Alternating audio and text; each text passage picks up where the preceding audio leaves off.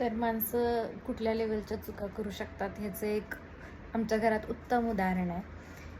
आमचं आता बाळ आहे, ते आता जवळजवळ 1 वर्षाचं होतं आहे आणि त्याच्यात जो डोहाळ जेवणाचा जो कार्यक्रम असतो प्रेग्नन्सीमधला, तो आम्ही चांगला केला होता. म्हणजे सगळ्या गोष्टी प्रॉपर प्लॅनिंग करून एकदम मोठा इव्हेंट केला आणि त्यावेळी आम्ही फोटोग्राफर बोलवला होता. तर त्या फोटोग्राफरनं काय केलं, फोटो काढले, लिंक शेअर केली या माणसाला. मी तर प्रेग्नंट होते, कसं 9वा महिना चालू होता, तर कसं मी त्या स्ट्रेसमध्ये होती, पण ह्याला शेअर केले. तर या माणसानं काय केलं, ते फोटो डाउनलोडच केले नाहीत. तर ह्यानं आमचे मॅटर्निटी शूटचे जे आधीचे फोटो होते ना, ते डाउनलोड केले, ते पण डबल डाउनलोड केले.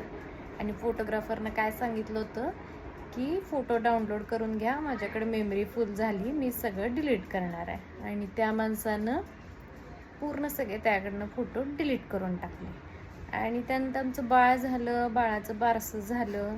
मग तो काय म्हटला, आता तुमचा अल्बम करूया, तुम्ही फोटो सिलेक्ट करून द्या. फोटो सिलेक्ट करायला फोल्डर उघडतोय, लिंक ओपन करतोय, तर कुठं आहे, फोटोच नाही. आणि मग आम्हाला समजलं की ह्या माणसानं चुकीचा फोल्डर डाउनलोड केलेला होता.